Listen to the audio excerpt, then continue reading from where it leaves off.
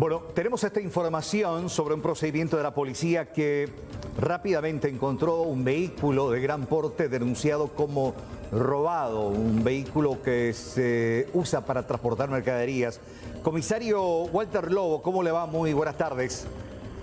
Muy buenas tardes, señor Roche, a ustedes, compañero de trabajo y a la audiencia. Bueno, cuénteme, comisario, ¿qué fue lo que pasó con este caso de robo de un tractocamión transportador de encomiendas? Sí, así como mencionaste, esta madrugada, pero unas 20:30 aproximadamente, recibimos una información por parte también de otro tractocamión transportadora de mercadería, ¿verdad? Que avisó que a la altura del kilómetro 227 de la ruta número 2, poquito distante del casco urbano del Campo 9, hubo un hecho de robo de un camión por parte de personas desconocidas, dando la característica de un vehículo Fiat, camioneta y un automóvil de la marca Toyota tipo Premium. Inmediato el personal de la zona, en coordinación ya con gente de investigación de delitos aquí de Campo 9, más personal de las zonas de daño como Torín, delito económico. También se hicieron presión en el lugar y procedimos a la búsqueda de este camión, tractocamión, que tuvimos información de que ingresaban hacia una colonia conocida como Bertal, ¿verdad? Donde pudimos primeramente hallar la camioneta marca Fiat tipo Toro, por la vera de un camino terraplenado que aparentemente sufrió desperfecto, ¿verdad? Y posteriormente, ya en coordinación con los dueños de las transportadoras, más también de la empresa satelital que poseía GPS, pudimos ubicar a unos distantes de la ruta número 2, 22 kilómetros aproximadamente, donde ingresaron en una zona eucaliptal al costado de un plantío de maizal. Ya posteriormente, 2 a 3 horas aproximadamente, donde pudimos ubicar el camión ya sin ocupante, tampoco los supuestos autores, ¿verdad? Donde pudimos divisar que estaban esparcidas varias mercaderías al costado del camión. Abrieron el camión de gran porte, divisamos cubierta, electrodomésticos. Posteriormente, un buen rato después, pudimos ubicar a los ocupantes, el chofer y el acompañante, ¿verdad? Donde efectivamente manifestaron que 2 vehículos con 6 personas aproximadamente lo interceptaron en la ruta internacional y con amenaza, arma de fuego por medio, detuvieron la marcha y fueron abordados, ¿verdad?, por estos desconocidos y llevados hasta la zona donde yo te mencioné, donde empezaron a quitar mercadería varias, electrónicas y algunos accesorios de pesca. Sería mercadería que tenían mayor valor del mercado. Ah, ya. Ya. ¿A qué empresa pertenece esta empresa transportadora, comisario? ¿Comisario, me escucha?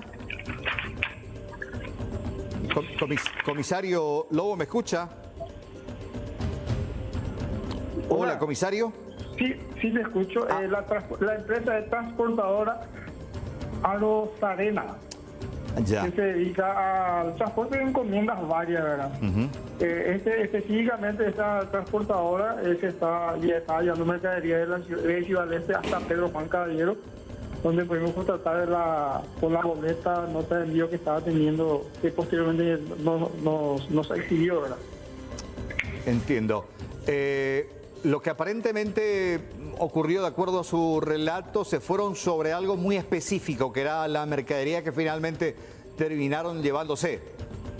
Así mismo, justamente estuvimos cotejando datos proporcionados ya una vez ubicado el chofer, el acompañante, donde se pudo constatar que específicamente ellos iban por mercadería de alto valor, porque en el lugar, una vez que llegamos, pudimos divisar varias mercaderías al costado del camión, e incluso el container, ¿verdad? Tenía varias mercaderías donde no encontraban, presumimos no encontraban lo que estaban buscando, entonces subieron al techo del container y la parte delantera, realizaron tipo un boquete donde efectivamente se encontraba la mercadería con más alto valor y que fueron sustraídas un 20% según lo manifestado por el propietario, ¿verdad? Y en estos momentos, sí. No, ¿hay un valor estimativo de cuánto finalmente en mercadería se llevaron? Ya que estamos hablando de mercaderías de alto valor, ¿se estima lo robado, comisario? Hasta el momento no podemos precisar todavía el monto. Como le digo, ahora mismo las víctimas, en este caso el propietario, están en la Fiscalía Zonal, donde seguramente se va a estar realizando el control de la mercadería, presentando las documentaciones, y entonces ahí vamos a estar teniendo un valor aproximado. Justamente estuvimos hablando también con el propietario, ¿verdad? Y que se tiene que hacer un conteo, ¿verdad?, de lo que ellos tienen, comparando un poquito con las boletas de transporte. Entonces, ese dato preciso no tenemos. Lo que a priori el propietario mencionó, que por lo menos un 20% del valor de la carga total es lo que él estima que se sustrajo, ¿verdad? Ya, 6 delincuentes. ¿Me puede precisar concretamente qué tipo de mercadería es la que se fueron a buscar estos delincuentes?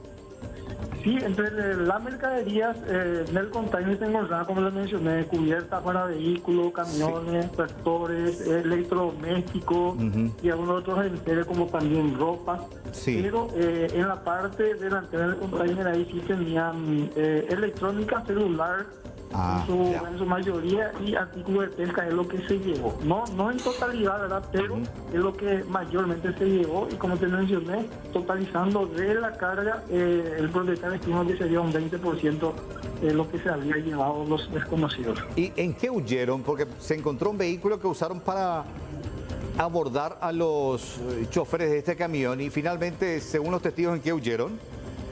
Según lo manifestado ya por las víctimas, ¿verdad?, que un vehículo de la marca Toyota tipo premio color oscuro es lo que se utilizó.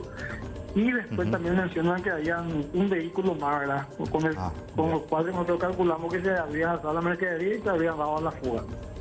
Bueno, finalmente los dos, tanto el conductor como acompañante, están bien, están sanos. Así mismo es la preocupación que estábamos teniendo, ¿verdad? Y por suerte pudimos ubicarlo, ¿verdad? Como te mencioné, los desconocidos efectuaron disparos por el vehículo, impactando por la puerta del chofer, ¿verdad? Por suerte no dio en la moneda ninguno, no sé, por lo que ellos decidieron detener la marcha para salvar la seguridad física, ¿verdad? Porque a lo mejor si continuaban iban a recibir más impacto, entonces por ese motivo ellos aminoraron, pararon la marcha y fueron abordados por los desconocidos. Claro. Comisario Lobo, muchísimas gracias por su tiempo, gracias por la información también. Vamos a estar en comunicación permanente ante cualquier novedad. A su grata orden, señor Carlos Troche. Muy amable. También. Un abrazo. Gracias, comisario Walter Lobo, sobre esta intervención de la policía en el robo de un camión de encomiendas. Finalmente se llevaron lo que fueron a buscar, esparcieron el resto de las mercaderías, pero ambos, conductor como acompañante, están bien.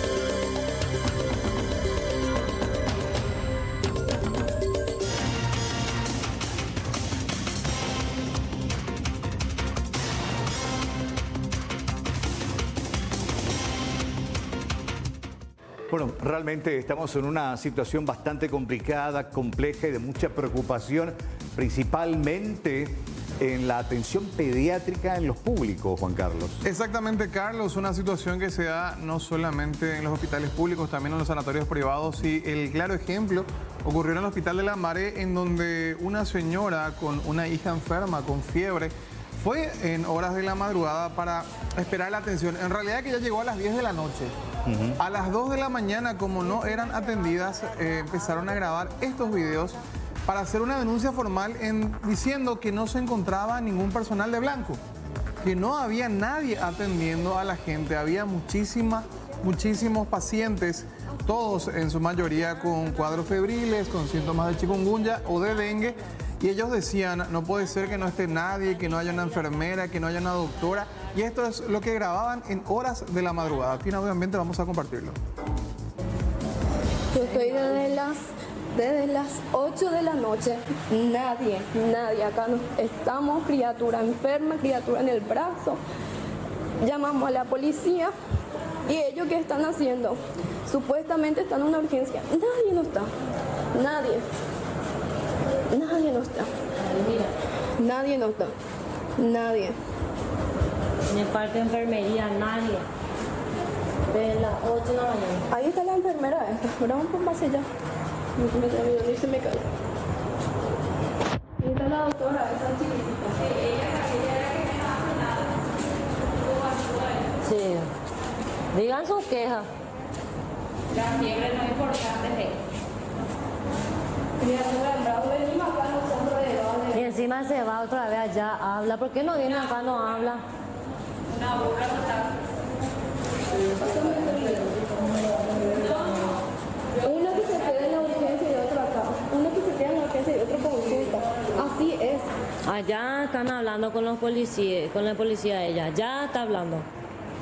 No es capaz ni de salir acá a dar la cara.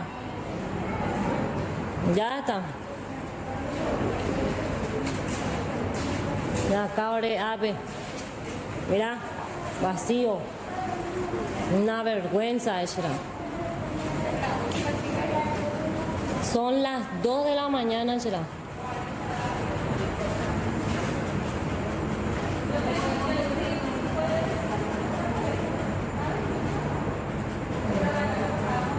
Ni acá ni a su biblioteca de... Esto tienen que controlar más menú. Ahí están sus entradas.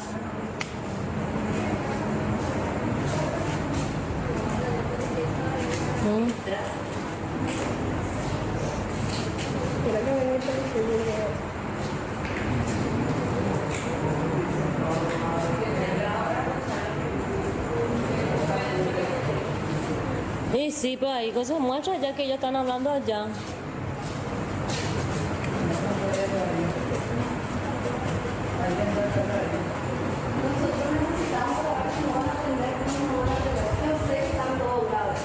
Hay dos doctores, que uno se queda en la urgencia y el otro que no atienda.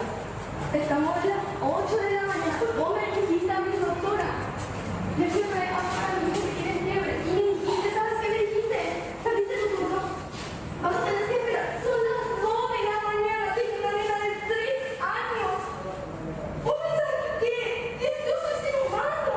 Y vos...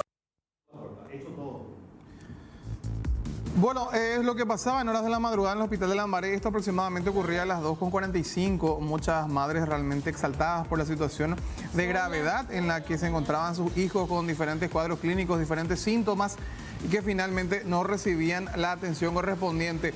Conversamos con una de las víctimas, una de las personas, una de las pacientes que estaba a esa hora en el Hospital de Lambaré y esto es lo que nos relataba con respecto a esta situación.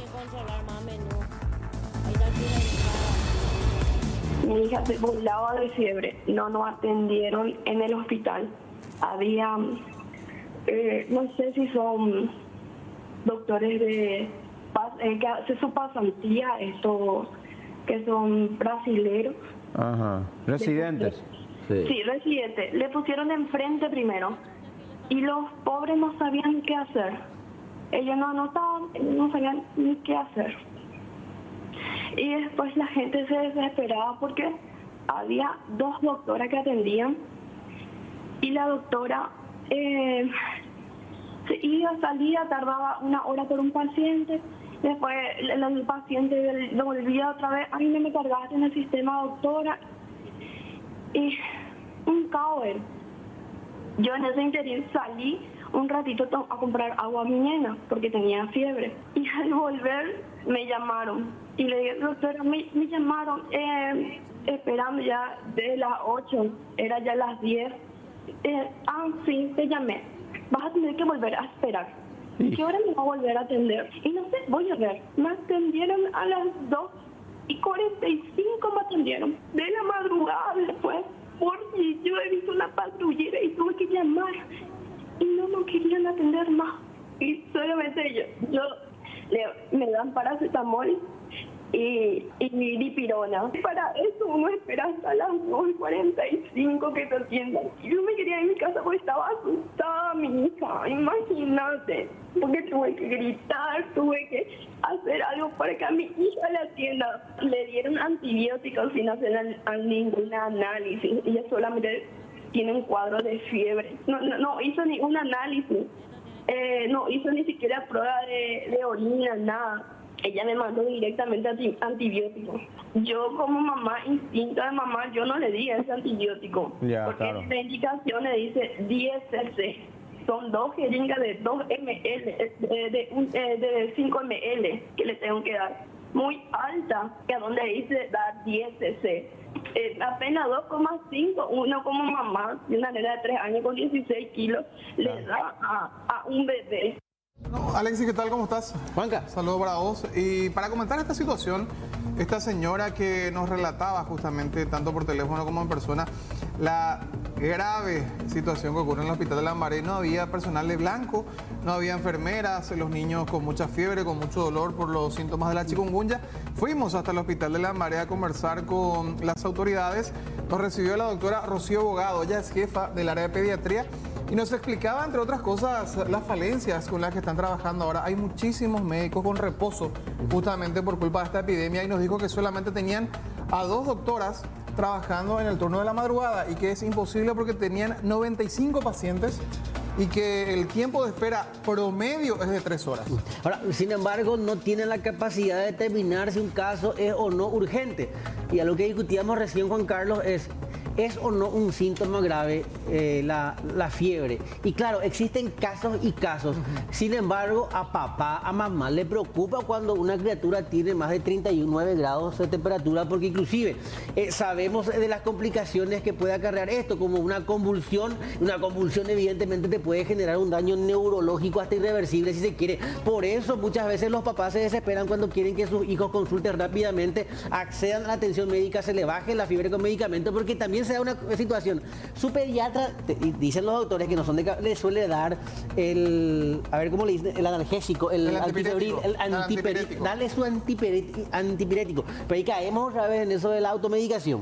Claro, y nos explicaba la doctora Abogado que en este caso específico, el caso de la niña, presentaba solamente fiebre y ella decía, la fiebre en este caso no es un signo de alarma. Ellos hacen un triaje, o el triage, como le dicen ellos, para determinar si la fiebre es producto de otras situaciones y a partir de ahí ellos van determinando a quién se les atiende primero. Y la explicación que nos dio con respecto a este video, que no se encontraba nadie en el momento de la grabación, es que la doctora de guardia estaba en un procedimiento, que no es solamente que uno atiende a un niño o atiende a un paciente y lo deja pasar, sino que tiene que ir constantemente a controlarlo para ver si está llevándose a cabo el procedimiento que indicó. Vamos a escuchar lo que decía la doctora Rocío Bogado. Realmente yo niego rotundamente de la falta de personal. Nosotros anoche en la guardia de un turno de 12 horas se atendieron 95 pacientes que en realidad fuimos desbordados, ¿verdad? Quiero aclarar que los pacientes no son atendidos por orden de llegada. Ellos son evaluados, de acuerdo a eso son las atenciones, se realizan las atenciones correspondientes. Un solo pediatra está encargado para la sala de urgencias y el otro pediatra está encargado para la sala de internados, tanto de pediatría y neonatología como para la sala de recibimiento. En todo momento la médica de la urgencia estuvo atendiendo, no dejó de atender. Es una médica que en realidad su función era la sala de internados y la sala de recibimientos. Nosotros anoche tuvimos como 4 nacimientos, de los cuales obviamente eso requiere que el pediatra vaya inmediatamente, asista al recién nacido y luego realice las indicaciones correspondientes. El video que nosotros vimos esta mañana era el video de una de las profesionales que trabaja con nosotros, que estaba efectivamente en el consultorio, no había gente, pero ella estaba realizando las indicaciones de un paciente que estaba en reanimación. O sea que no es que nosotros agarramos así tipo imprenta y vamos atendiendo y vamos lanzando, no. La paciente en cuestión en realidad vino para mostrar análisis de laboratorio. Cierto, tuvo fiebre, pero la fiebre no es tampoco una urgencia.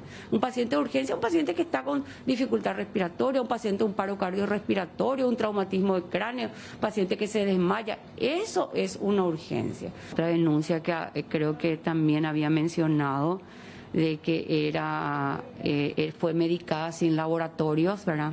Y la verdad que el motivo de consulta de la pequeña fue por un cuadro clínico que ni siquiera hace falta realizar laboratorio. Creo que hubo una mala interpretación de la indicación, porque yo lo he corroborado personalmente y yo previa a esta entrevista ya tuve una entrevista con la madre donde yo le expliqué e inclusive le realicé los cálculos correspondientes y efectivamente es así como está indicado en el papelito que ella llevó. Esta denuncia que también hizo de que fue amenazada con acciones judiciales por la grabación de estos videos. Bueno, no, eso yo creo que se le habrá mencionado, ¿verdad? En realidad, eso ya compete en un área personal, ¿verdad? En realidad, a mí, por ejemplo, no me gustaría que en mi lugar de trabajo, estando yo trabajando, venga alguien de la nada y me filme sin qué ni para qué, ¿verdad? Pero eso ya escapa de mí, ¿verdad? Eso va a...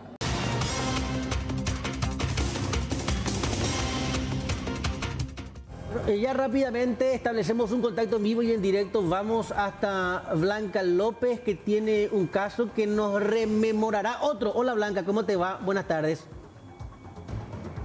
Bueno, buenas tardes, Alexis, también Juan Carlos, Usher, audiencia. Y lo que vos decías, hoy las comunicaciones de detenciones que hacía la Policía Nacional, un apellido me llamó la atención. Hablamos del apellido Glitz. Y tenemos que remontarnos años atrás, un caso que sorprendió a mucha gente, que fue el hallazgo de 2 cuerpos en el baúl de un taxi cerca de aquel entonces llamado Linódromo, hoy ya en las inmediaciones del Comité Olímpico. Y era por un caso de robo. Los hermanos Glitz son 7 en total, de los cuales 6 son hombres. Hoy se le detuvo a otro de los hermanos Glitz, porque aquellos de aquel entonces habían sido asesinados, pero para robarle el botín que habían sustraído supuestamente de una casa. En este caso, comisario, estamos hablando de cuál de los hermanos Glitz fue detenido y podría ser un violador serial. Buenas tardes, Blanca, en tu persona, tus compañeros en estudio y también para la teleaudiencia. Estamos hablando del ciudadano Víctor Manuel Glitz Velázquez, un ciudadano paraguayo de 39 años que se encontraba privado de su libertad. En el 2020 él recuperó su libertad, estuvo por 12 años en varias penitenciarías del país, estaba soportando una condena por secuestro. Entonces, como te decía, él había ganado su libertad en el año 2020. En el año 2022, en diciembre, hemos recibido una denuncia referente a un hurto agravado y también coacción sexual, en donde tras trabajos técnicos realizados por personal de este departamento con apoyo de otros personales de otras dependencias, hemos podido tratar de identificar a esta persona, quien una vez examinado estos elementos nos conducía a que se trataría de esta persona que te nombré. Hemos solicitado la orden fiscal pertinente para proceder a su aprehensión y anoche hemos procedido a la aprehensión del mismo en uno de los barrios de Loma Putá. Así como vos decís, nosotros no descartamos de que pueda tratarse de una persona que se dedica a ese tipo de crimen. Entonces, utilizar tampoco los medios para que la ciudadanía vea, y si llega a reconocer a esta persona, por favor que se acerque ante las autoridades pertinentes, de modo que esta persona responda por los hechos que se le atribuye. Juan Carlos, Alexis, por el caso en sí no podemos emitir imágenes de circuito cerrado para que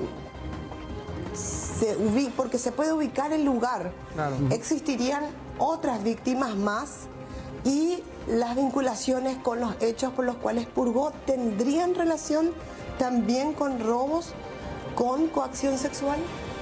Fíjate, Blanca, que sus víctimas, tanto por la condena que él estuvo compurgando, estamos hablando de mujeres que fueron abordadas y privadas de su libertad de este crimen tan deslenable que es el secuestro. Él estuvo respondiendo por este hecho. Nuevamente esta denuncia que se presenta en diciembre del año pasado envuelve a una mujer. Entonces, como te digo, nosotros no descartamos que esta persona se dedique a este tipo de crímenes. Bueno, nos hace recordar también un caso de una persona conocida como Titi que hacía los asaltos, pero también violaba a sus víctimas. Este es un caso terrible porque entró un 26 de diciembre, tomó de rehén al marido y luego coacciona a la mujer. Sí, los datos que se ha arrimado en la denuncia, también había despojado de algunos enseres que hacen parte de la convivencia del domicilio de esta persona. Justamente fueron estos elementos los que tomamos el hilo investigativo. Obran todos estos documentos, estas evidencias, estos indicios en la carpeta fiscal. Yo creo que tenemos suficientes elementos para demostrar la participación de esta persona que está privada de su libertad y a cargo de la justicia hoy día. Bueno, se sabía del hecho, Alexis, Juan Carlos, pero muchos datos no había de esta persona porque él entró a la casa cubierto. Él entró con cierto tipo de cobertura, con un tapabocas, pero tras las descripciones que hemos podido acceder de las víctimas y también a las imágenes externas y hasta realizar el trabajo técnico de identificación de una fotografía hablada, coincidían los datos con esta persona. Hoy día, ya privado de su libertad, yo creo que tendremos más luz a esta investigación, en consecuencia que nuevamente van a ser citadas las personas quienes fueron involucradas en este crimen, y creo que su versión será de vital importancia para que esta persona por lo menos quede el tiempo que deba quedar detrás de las rejas. Bueno, y algo que nos llamaba también la atención, que nos decía el comisario Juan Carlos Alexis, es ¿él hace cuánto que salió del penal? En el 2020 él recuperó su libertad. En mayo del 2020 aparentemente recuperó su libertad. Él tenía que seguir un tratamiento psicológico psiquiátrico. Dentro de las medidas aplicadas a esta persona para que recupere su libertad, una de ellas era eso, someterse a por decirlo, un estudio psicológico, cosa que él mismo manifestó que nunca ha hecho. Tenía otras restricciones como restricciones horarias, prohibición de consumir bebidas alcohólicas, prohibición de portar armas, entre otras. Bueno, imagínense, salen de la penitenciaría, tienen restricciones, pero ¿quién los controla? Es la gran pregunta. La policía los detiene, la fiscalía los imputa, la justicia le da la prisión, pero finalmente cuando logran medidas alternativas a la prisión, ya después de estar presos por un caso, acusados por un caso, tienen que cumplir ciertas restricciones, pero ¿quién les controla? Acá no hay oficiales de control de las personas privadas de su libertad para que sepan si trabaja, si se va a hacer su tratamiento, si no hace, si sale, si no sale. Es una cuestión a voluntad. Exactamente, Blanca. Y quizá tal vez estos grilletes electrónicos que se anunciaron hace poco sirvan de alguna forma para controlar al menos el lugar en el que ellos están deambulando, y quizás así tal vez se pueda uno dar cuenta si van o no a estas citas psiquiátricas muy importantes, porque evidentemente este hombre es un peligro para toda la sociedad. Imagínate, Blanca, como decías, no podemos hablar de quiénes son las víctimas, no podemos pasar el circuito cerrado por lo grave de esto, y quién sabe a cuántas personas más, cuánta gente al ver a este hombre aquí caminando, estas imágenes que estamos compartiendo en la teleaudiencia, se van a dar cuenta que fue el hombre que ingresó a su casa o que intentó abusar de ellos. Claro, y un trabajo hormiga viene realizando el personal de investigaciones de Central, porque no es que ahora dan con él. Se tuvo que hacer un trabajo hormiga, nos decían a nosotros, porque primero ustedes estuvieron un circuito, no tuvieron un pequeño circuito, pero todo tapado. Y luego un identikit, y luego fue detenido, ¿vale? Pero fue liberado otra vez. No, él no fue detenido, Blanca. Fue detenida una persona en cuyo poder se encontraron elementos que fueron sustraídos de ese domicilio. De ahí que tras tomar las averiguaciones con esta persona de dónde él había conseguido todos estos elementos es que se inicia toda esta investigación. Y como material de apoyo, todos los soportes técnicos del retrato hablado de esta persona. ¿Tenían ustedes el retrato hablado? ¿Tenemos acá a mano? No, Blanca, en estos momentos en esta carpeta no tengo conmigo. Pero tenían un retrato hablado, o sea, ustedes estaban ante casi un fantasma y si no hubiera sido por las redes sociales donde se ofreció lo robado, iba a ser más difícil. Blanca, muchas veces el trabajo investigativo no quiero decir tedioso, sino es un poco más lento que otros. Algunos tienen unas peculiaridades, pero no existe un crimen perfecto. Siempre uno teniendo la tenacidad y también dedicándose en la parte investigativa, uno suele encontrar elementos que lo conducen a dilucidar estos hechos. Bueno, ¿dónde la gente que ahora esté viendo a esta persona puede hacer la denuncia? Puede acercarse al Departamento de Investigaciones en cualquier sede policial o mismo al Ministerio Público. Esta persona ya está privada de su libertad y se encuentra a disposición del Ministerio Público. Bueno, ya vieron, uno de los hermanos Glitz, estamos hablando de Víctor Manuel Glitz Velázquez, y nos recordaba el apellido a sus dos hermanos que, bueno, fallecieron de una manera violenta. Un efectivo de la Policía Nacional fue involucrado en ese caso y era para recuperar, pero para su pecunio, objetos robados y dinero robado. En este caso estamos hablando ya de un presunto violador serial. Se está guardando en cuestión de horas otra víctima que podría tener coincidencias con esta persona y no muy lejos de la zona donde ocurrió este hecho el 26 de diciembre del año pasado. Orlando y Javier Glitz son los hermanos que fueron asesinados en agosto del año 2004. En ese entonces había sido sindicado el comisario José Dolores Amarilla como uno de los principales sospechosos. Fue sometido a juicio y finalmente en el año 2006 absuelto. Llamativamente en ese entonces se lo había sindicado por supuestamente haber mexicaneado la plata que había robado este grupo de criminales. Cuando hablamos de los hermanos Glitz, Blanca, podemos estar comparando con otro clan, el clan Vera y Aragón. Tal cual, y en este caso, por ejemplo, él compurgó pena por un secuestro que tuvo mucha connotación en su momento, que fue el secuestro de Belén Argaña, sí, que había sido secuestrada a las 9 de la tarde, se hizo el pago de rescate y por esa causa él pagó 20 años, estuvo en prisión.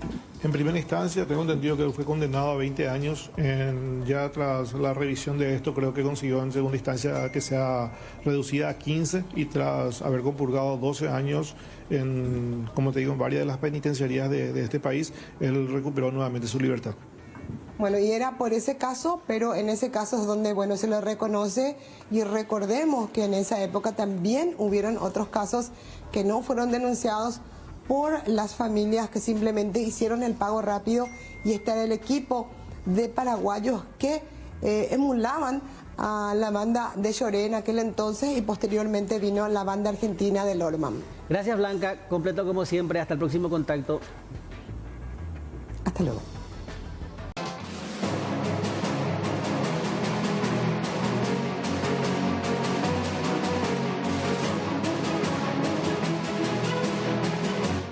Hablamos ahora de un caso que reúne dos situaciones. Primero, el de una menor de tan solo 16 años que ya estaba pariendo por tercera vez.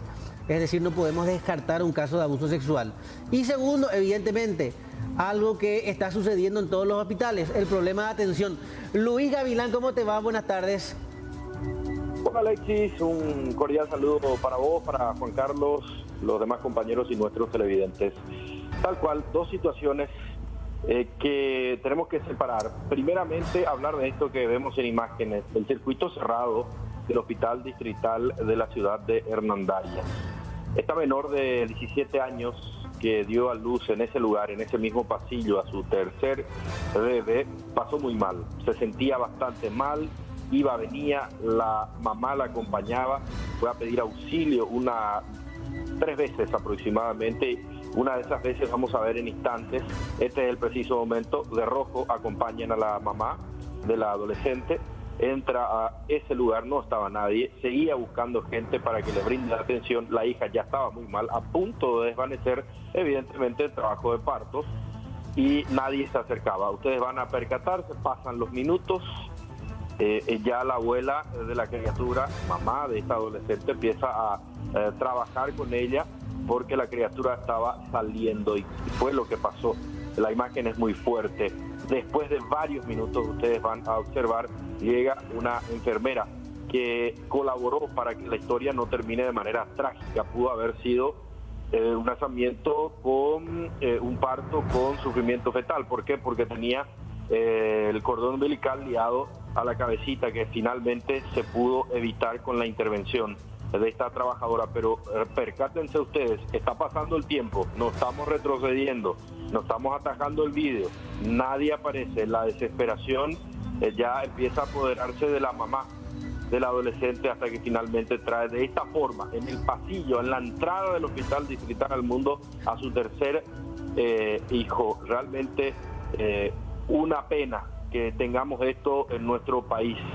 Otro parto en pleno pasillo, una demora que realmente denota la falta de un protocolo para asistencia inmediata en casos de urgencia. Uno va a requerir de atención y se encuentra con esta realidad. El hecho fue denunciado, el Ministerio Público, recordemos, inmediatamente había tomado intervención en este caso que ocurrió el fin de semana, pero lo nuevo es que ahora se dio a conocer esta imagen de circuito cerrado. Vean ustedes, ahora recién. Sí, vamos a ver en qué termina esto.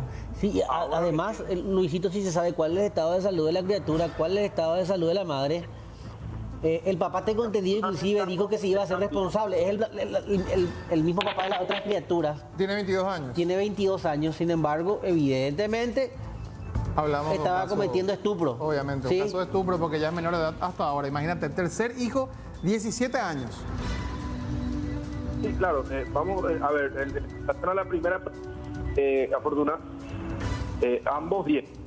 Esto pudo haber terminado con la intervención de la licenciada que estamos viendo en imagen. Fue minutos, se tomó cartas en el asunto, ya tarde, pero afortunadamente está bien. Y por otro lado, lo que ustedes planteaban, la cuestión de esta joven de 17 años, con tercer hijo, haciendo números, evidentemente, de los 14 que está pariendo. Y es muy fuerte lo que estamos planteando, funcionando, hablando, pero es la realidad, porque ella vive con su familia en la zona tranquilo, zona rural, ya de Itapúa, donde evidentemente, y igual también en las zonas urbanas, falta mucho aún en materia de educación sexual, que es materia pendiente en nuestro país. Eso por un lado. Y por otro lado, planteando el tema de la intervención de la justicia.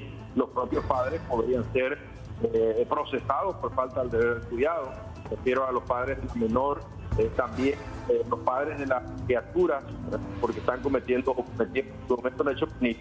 Pero todo esto que sí sabemos a partir de esta situación que se ha planteado el fin de semana en el Hospital Distrital de Luis, ¿y cuál es la versión que dieron las autoridades del Hospital de Hernandarias? Bueno, absolutamente nada, de que supuestamente se brindó la asistencia, que llegó acá con trabajo de parto y que no se pudo hacer nada porque ella ya al ingresar a esa zona de espera, la zona de espera, en uno de los accesos al hospital ingresó con trabajo de parto y después llegó la asistencia. Sin embargo, con estas imágenes, todo eso se echa por tierra. Exactamente, y vamos a ver cómo termina esto, porque en el caso de Itagua acabó con la dimisión de la directora. Vamos a ver con la investigación del Ministerio Público a quién se termina responsabilizando, porque en el caso de Itagua finalmente fue todo contra la enfermera. Sí, totalmente. Aquí la imagen no es muy fuerte porque ya se nota que la es realmente muy fuerte. Ella no se da por vencida, no se rinde, sentía fuertes dolores. Eso claramente se puede observar en estas imágenes, pero no llega a impactar demasiado como el caso de Itagua, pero es muy similar, evidentemente. Es así de sencillo, así de simple. Sí, lo que se logró es evitar lo peor, por ejemplo, el sufrimiento fetal de la criatura con la asistencia de esta enfermera que llegó varios minutos después en ese lugar. Reiteramos, acceso o uno de los accesos al hospital de Hernandarias. Perfecto, Luis. Muchísimas gracias por este reporte. Dale, compañero. Hasta luego.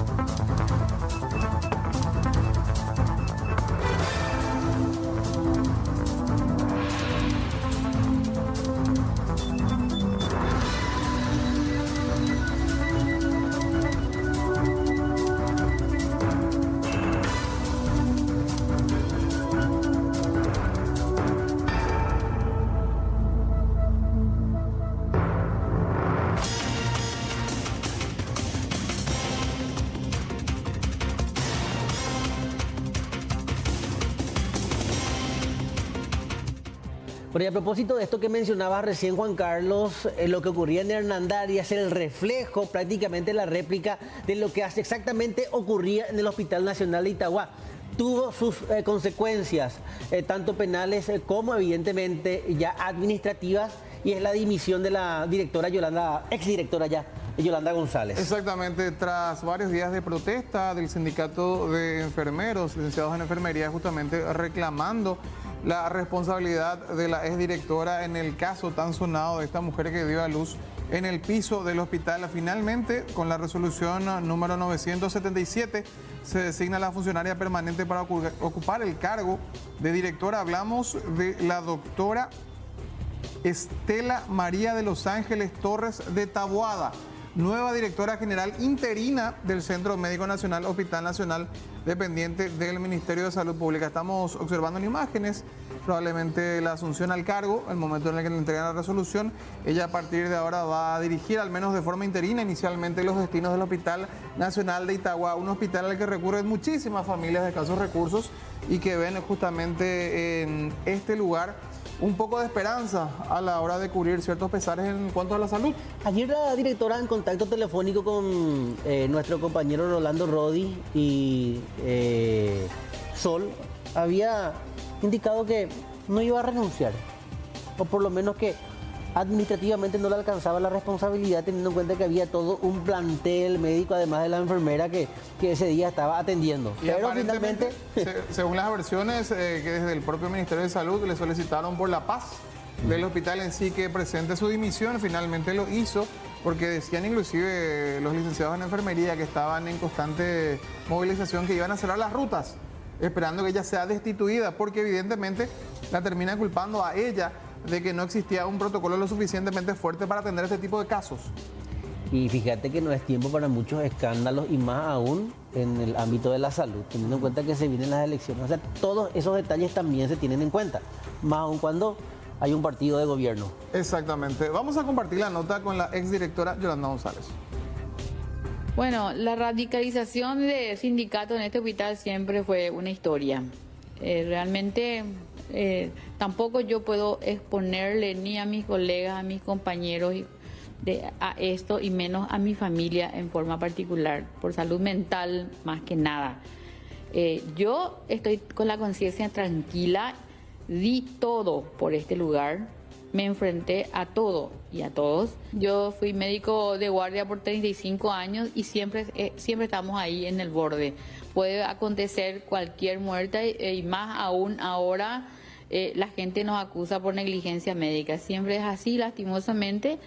Bueno, yo no quiero entrar en esos detalles porque eso está en manos de, así como pedí una auditoría de gestión por parte del Ministerio y la Fiscalía. No es como dicen las enfermeras de que yo le acuse a una enfermera. La fiscal no se basa en lo que yo pueda o no decir. Y la opinión que yo tuve es de ver algo que ni siquiera los jefes acá me mostraron, y le mostraron a la dirección médica, de una imagen terrible. Y no sé, como madre o como mujer me sentí tremendamente mal. Yo soy del hospital, me considero parte de este hospital, soy médico de este hospital y pienso jubilarme en este hospital. Bueno, lo que decía la exdirectora entonces Yolanda González, poco antes de despedirse del cargo, tras una serie de manifestaciones por parte del sindicato de licenciados de enfermería del propio hospital. Ya está la nueva directora, entonces a partir de ahora vamos a ver qué tipo de cambios realiza en el nosocomio. Estamos en contacto con Armando Coronel, en segundos. Él es del sindicato de trabajadores del hospital, trabajadores de blanco, evidentemente, del Hospital Nacional de Itagua. Y bueno, queremos saber si esta situación le pone paño o frío al escándalo ocurrido en dicho nosocomio. Si están evidentemente dispuestos a trabajar con la doctora María Estela Torres, si la conocen, si es de carrera, si ya venía trabajando en dicho centro asistencial, si viene de otro. Pero por lo general siempre se elige a la gente que está haciendo carrera en la casa. Más aún cuando hablamos de hospitales emblemáticos, porque gente que de alguna u otra manera conoce la situación administrativa. Conoce la cocina, como se dice, conoce perfectamente qué cambios se necesitan y cuáles son las principales falencias. Me imagino que ella en su cargo, doctora, habrá palpado todo lo que tiene que ver con las necesidades de este hospital. Y bueno, a partir de ahora ver qué rumbo va a tomar, qué cambios va a presentar y si esto realmente es del agrado del sindicato. ¿Está con nosotros Armando? Bueno, en instantes vamos a conversar con él.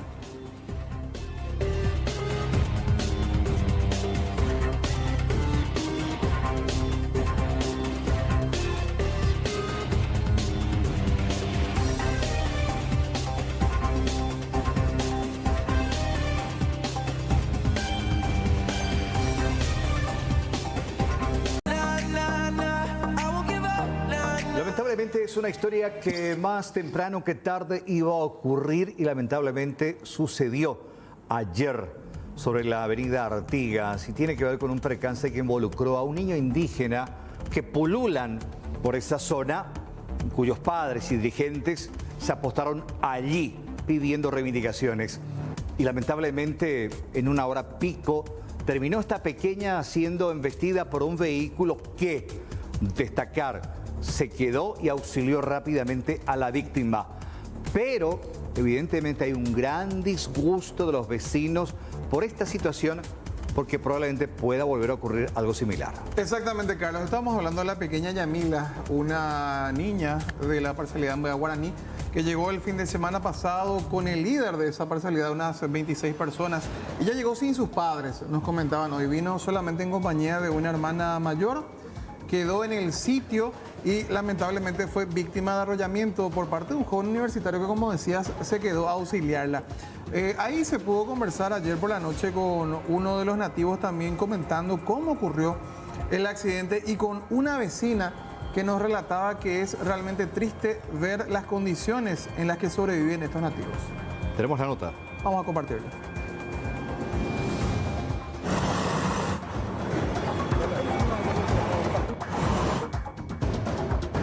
Está fuera de peligro, según esos informes, y asistido por tanto de funcionarios están destacados ahí en el Hospital de Trauma, junto también con la gente de Mina y del Ministerio Público.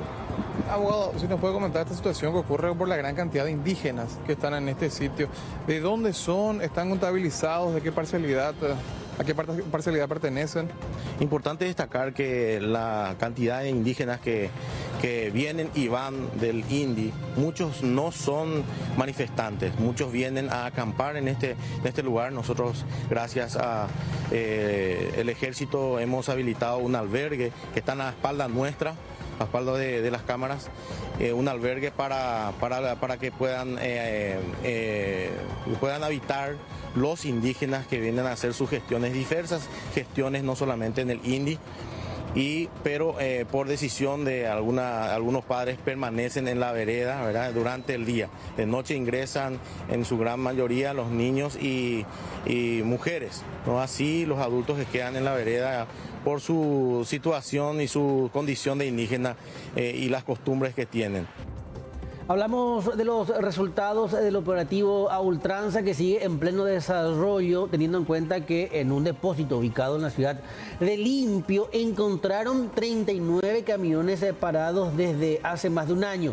El hecho ocurrió mientras estaban secuestrando un tractor en la misma ubicación. Los móviles están a nombre de una firma investigada dentro del sonado caso a ultranza Paraguay. Ciertamente tenemos consecuentemente en varias investigaciones también de que últimamente las personas ligadas al hecho ilícito utilizan los vehículos sin la chapa correspondiente. Ciertamente poseen la chapa, la identificatoria, pero ellos a modo de encontrarse siempre en forma incógnita, entonces le sacan la chapa. Entonces ahora estamos procesando esas chapas encontradas y corresponden a los vehículos que se encuentran buscados también. Entonces en ese afán estamos en eso de verificar cada una de esas chapas encontradas. Entonces podemos presumir que existirían vehículos clonados también dentro del contexto. De hecho estamos en plena verificación de estos elementos encontrados.